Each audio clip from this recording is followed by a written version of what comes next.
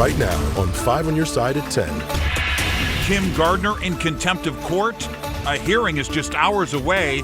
Tonight, the embattled circuit attorney's explanation for being a no-show to a murder trial. Tragedy tonight in Soulard. A fire takes the life of a musician. Tom meant so much to so many. Family and fans remember the man they call an icon of the local blues scene. But first, a weather alert as a late season freeze is likely for many areas by daybreak Monday. A chilly spring night in St. Charles, but things are about to get even colder. A freeze warning will go into effect there overnight.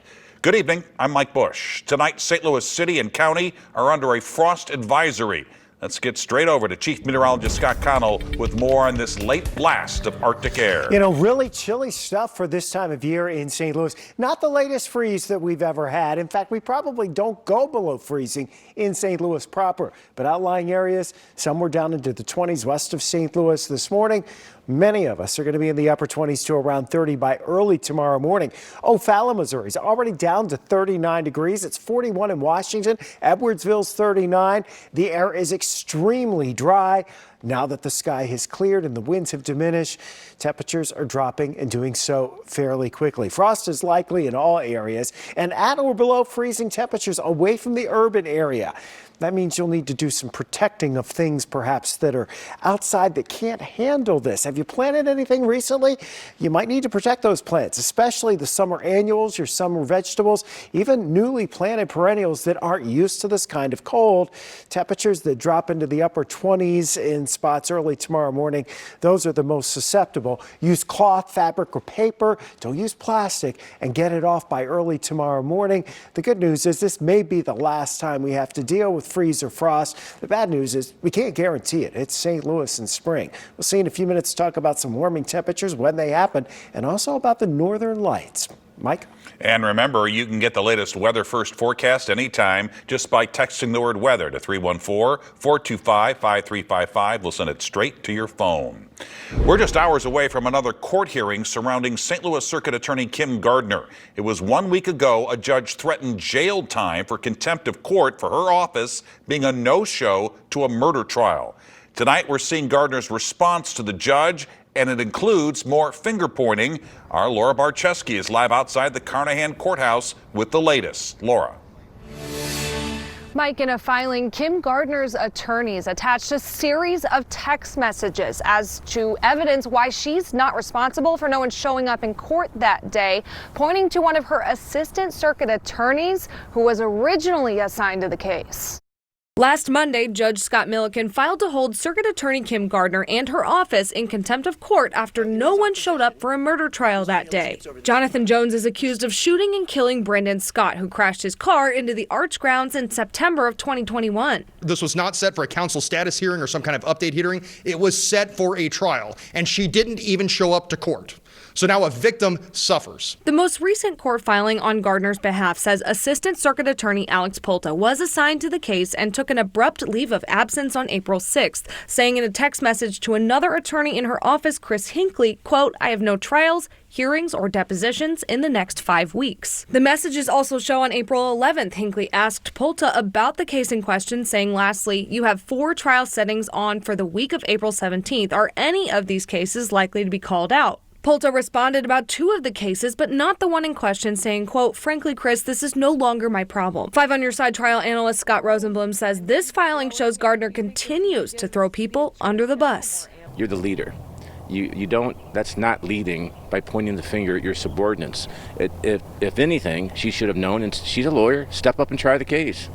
If somebody didn't show up in my office and it was a case that was being handled by my office, we would have been there. I would have tried the case if I had to. The filing says, quote, Ms. Gardner herself did not willfully and intentionally fail to appear in this matter, and she did not willfully cause the assigned counsel to fail to appear. Polta told 5 on Your Side just days ago he was considering running against Gardner, who has already said she plans to run in 2024. 5 on Your Side political analyst Anita Mannion says Gardner might not get the same support she had last time. For most voters, I think that's the bottom line.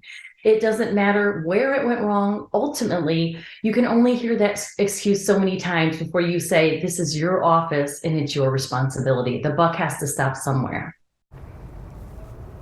According to the document, Gardner's office asked for Assistant Circuit Attorney Polta to appear at this hearing scheduled for tomorrow. If the judge does decide to hold them in contempt of court, they could be facing a fine or even jail time. Reporting live from downtown St. Louis, Laura Barteski, 5 on your side. Tonight, investigators are trying to figure out what caused a deadly fire inside a Soulard home. Police have not identified the man found dead inside an apartment on South 9th Street, but tonight, loved ones tell us he's Tom Hall, a well-known blues musician here in St. Louis. 5 on your side's Mercedes McKay spoke with Hall's family and friends. Devastated is how so many who knew Tom Hall say they feel today. Many calling him not only a music icon, but an icon in his neighborhood where he lived for years. Those who know him say they are heartbroken, but also determined to carry on his legacy and his music. First, we have to get over that he's gone, and every hour it's like, did this really happen? You know? Right. And it'll be kept alive. I mean, he's one of those. He won't be forgotten. Flowers now sit on the steps of 1830 South 9th Street in Soulard. The boarded up door filled with messages of love for a local musician gone too soon. Tom meant so much to so many and just gave us a lot of joy with his music, his heart and soul. That's why I fell in love with him. Family and friends shared memories as they grieved outside Tom Hall's home on Sunday morning after they say he died from a house fire the night before. The mother of his daughter told 5 on your side he had just returned from visiting her. Jessica is about ready to give birth. She lives in Charleston, but Tom was looking forward to the birth of his first grandbaby. The St. Louis Fire Department got a call just before 9 o'clock on Saturday about smoke in a building at an occupied 2-story home. Crews quickly located the fire and the fact that we had what appeared at that time a deceased individual in the bedroom down on the floor. Captain Garen Mosby says crews got the fire out within moments of getting inside. Fire was just confined to that bedroom, small area on the floor, so really tragic. The streets of Soulard seem a little quieter today after losing a man whose presence and music filled the streets with unforgettable sound. It's going to lose a giant load of entertainment. You know, whether he's just walking around grumbling about something or playing songs or whatever, he'll be missed. Right now, the St. Louis Regional Bomb and Arson Unit is investigating. Captain Mosby tells me police or the medical examiner's office will make the call when they can officially identify the victim. Mercedes, thanks. Tonight, a Missouri State Highway Patrol trooper is recovering in the hospital after an accident that left 2 other officers hurt. Happened overnight on I-44 near Lindbergh. Police say 2 state troopers and a Glendale officer were pulled over with their lights on, investigating an abandoned car on the highway. That's when a semi-truck hit them. One of the troopers and the Glendale officer were treated and released. A live look tonight at the U.S. Capitol. The Senate could soon hold hearings over the ethical conduct of Supreme Court justices, and top senators from Missouri and Illinois could play a key role. This comes after media reports revealed a conservative billionaire paid for extravagant trips for Justice Clarence Thomas and bought real estate from him directly. None of it was disclosed to the public. Our political editor, Mark Maxwell, has more. Mark? Mike, the Supreme Court has long been revered as the nation's beacon of judicial fairness and careful wisdom, but now its justices face new question about their own judgment, transparency, and integrity.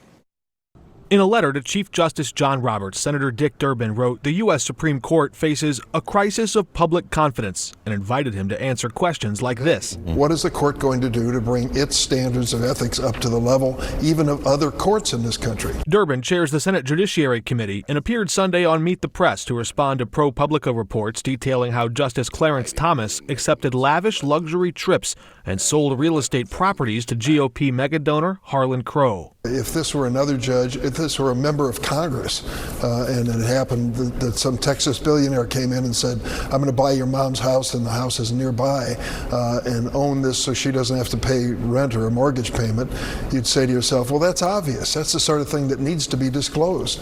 That's a clear indication of a conflict of interest. In a statement, Justice Thomas said he got advice that personal hospitality from close personal friends who did not have business before the court was not reportable. He has since acknowledged the reporting was accurate and said he will update his public disclosures.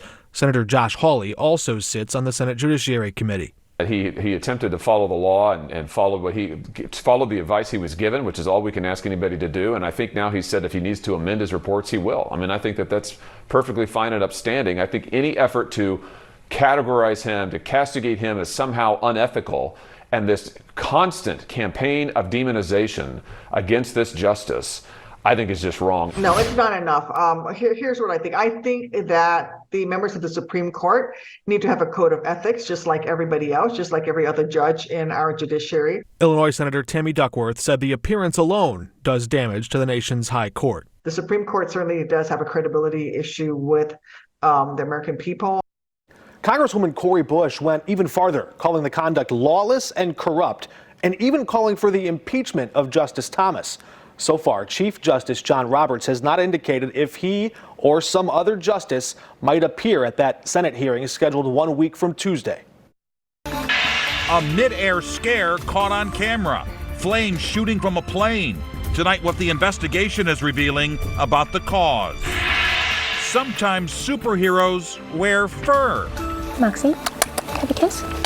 A service dog made a difference for a local woman battling a rare disease. Her mission now to help others find their Moxie. While tomorrow morning may be the coldest of the month for many of us, the return to average temperatures is a slow process, why sunshine will be somewhat limited this week.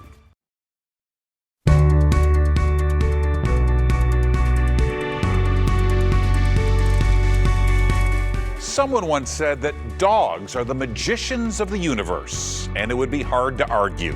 As you'll learn in tonight's Making a Difference report, a Baldwin woman found a little magic in her dog, and now she's on a mission to pay it forward. You're a good girl. Look at me. Good girl. The best therapists have 4 legs. Good girl. Focus. No one knows that better than Katie Harris. Her dog Moxie never leaves her side. I always wanted a golden doodle ever since my dad and my stepmom had one, and I just fell in love with the breed. Golden doodles are known for being intelligent and affectionate, but as Katie can attest, in addition to a collar, Moxie should also be wearing a cape. Good girl. Katie was an athlete growing up, playing all kinds of sports, especially tennis. But there was a problem. I always was getting hurt, and we never knew what it really was. Soon she was spending more time on crutches than the court. The reason why didn't come until years later. I finally got diagnosed at the Mayo Clinic with a condition called Ehlers-Danlos, which is a connective tissue disorder. Ehlers-Danlos can cause everything from terrible joint pain to extreme fatigue to fragile eyes. And that's where Moxie comes in. Moxie, have a kiss? Moxie is a trained service dog and lifesaver. Thank you. There was a time that I needed an ambulance, like immediately. I was on the steps, I couldn't move, I couldn't see. I had no idea where my phone was. So I sent her to go find my phone. Next thing I know, she drops the phone in my lap. Thank you. I called 911.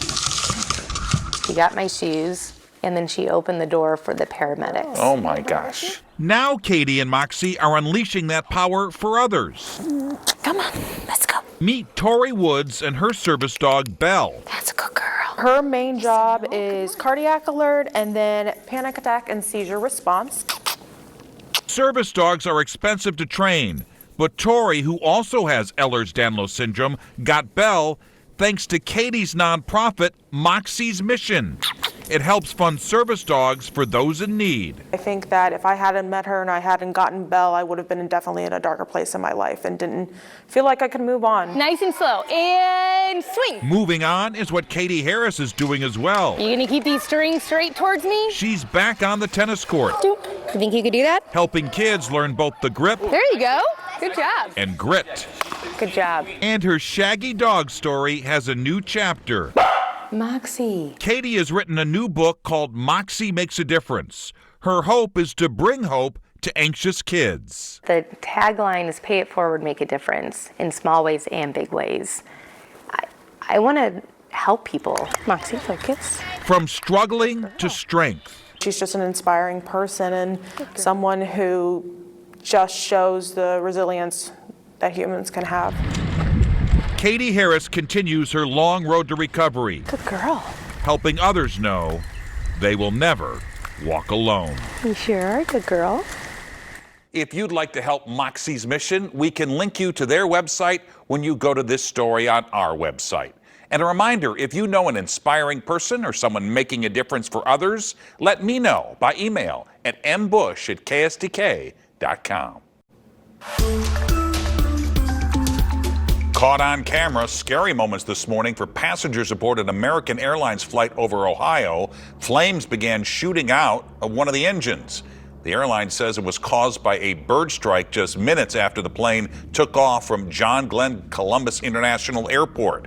The plane turned around, landed safely, no one was hurt. The FAA is now investigating. Tomorrow, the indoor pool at the Point at Baldwin Commons will reopen. The city pool has been closed since last weekend's storms blew out a large window, sending shards of glass into the water. The pool was drained, all the glass was removed. The window remains boarded up and we're told will be replaced soon. Temperatures headed below freezing for some again tonight. We're in a weather alert. Chief Meteorologist Scott Connell joins us now with the Weather First forecast. And I understand if you're in clear areas tonight, Scott, we will be able to see the northern lights, maybe? Some of us have seen the northern lights. There have been reports, especially north of St. Louis. Hard to see with the naked eye, just kind of looking off in the northern horizon. But if you have a camera and you kind of put it on, that longer exposure, it tends to show up. Also, you got to be away from the city lights. You see, just looking downtown at Busch Stadium, a lot of lights in the metro area. That doesn't work really well for trying to see that. Now, you also need your coat if you're going to go out and try to look. But we have had reports Clarksville visible, heading over into other portions of northern Missouri and northern Illinois. The sky is clear. The winds are diminishing. The air is extremely dry, so that means our temperatures are dropping like rocks right now. And frost and freezing concerns are with us heading into tomorrow morning. Skies cleared out during the afternoon. That cloud cover we saw that built in pretty quickly this morning after lows in the 20s and mid-30s, well, that moved on out. Now we're down into the upper 40s at Lambert, but some of our outlying areas already down into the 30s, including the Chesterfield Valley at 38, Warrenton's 38. You get up here towards Troy and up into Pike County, Calhoun, Greene, Jersey, northern Macoupin, northern Montgomery County. If you're away from the lights, not only is it cold, but you have a better chance of seeing the northern lights, the aurora borealis. Temperatures, these are the dew point temperatures, how dry the air is. They're down into the 20s. And with clear skies and nearly calm winds, they're getting there. Right now, it's a north-northwest breeze at 3 miles per hour. We're going to see our temperatures in some cases, especially away from town, get down closer to the dew point. Dew point will come up a little bit. So upper 20s in the coldest spots, right around 30, most of the outlying areas, and low to mid-30s, just above freezing in St. Louis. But pretty good chance we'll see some frost out there. So you may have to do some protection of some of those tender plants. You do still have time, but a freeze warning in effect for most of the area. The city of St. Louis and St. Louis County under a frost advisory for early tomorrow. Clouds around the Great Lakes. Unfortunately, the skies above the Great Lakes are loaded with beautiful color from the northern lights. They're cloudy. They don't have a chance, but we're mainly clear, so at least we have the chance. Tomorrow should start sunny. Clouds will try to build later in the day. There's really not a lot of eventful weather during the course of the week. We will see clouds build in some tomorrow afternoon into tomorrow night. Yes, temperatures will bounce back, but for the rest of the week, we basically have weather systems going to our north and south until Friday night into Saturday. That's when we'll bring more showers into the picture, at least a chance. Doesn't look like any severe weather, probably not even thunderstorms, and the rainfall won't be all that heavy. Our only real weather concern is the weather alert that we have going for tomorrow morning because of frost and away from town, some freezing temperatures. There'll be some spots in that 26 to 28 degree range. Fortunately, not for very long. Then it's 60s for the rest of the week. Not even getting to 70 this week. Our average high 71. All right, Scott, thanks.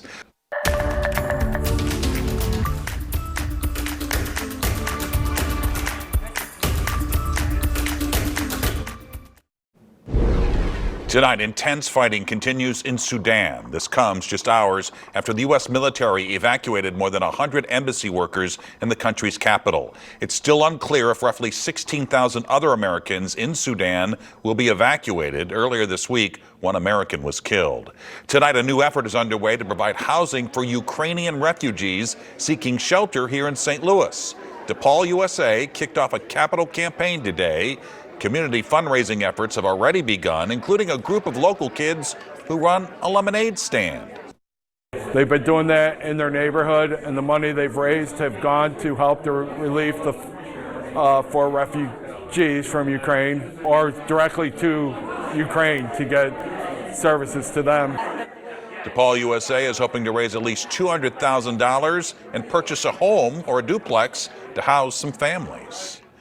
After a year of job cuts and store closures, Bed Bath & Beyond has filed for Chapter 11 bankruptcy protection. The company's remaining 360 stores and 120 Bye Bye Baby locations and website will remain open for now as the company works to liquidate assets. More fallout tonight from Bud Light's partnership with transgender influencer Dylan Mulvaney. Alyssa Heinerscheid, the marketing executive who oversaw that campaign, is now taking a leave of absence from the company. The controversy has led to calls to boycott the brand. Anheuser-Busch InBev stock is down nearly 2% in the last 3 weeks. Celebrating Chinese culture at the Missouri Botanical Garden. The hundreds of local volunteers that made it all possible. The Missouri Botanical Garden celebrated Chinese Cultural Days this weekend. The garden was full of authentic Chinese cuisine and traditions like Tai Chi demonstrations, Chinese acrobats, musical artists, live calligraphy. Organizers say the festival isn't possible without the local Chinese community.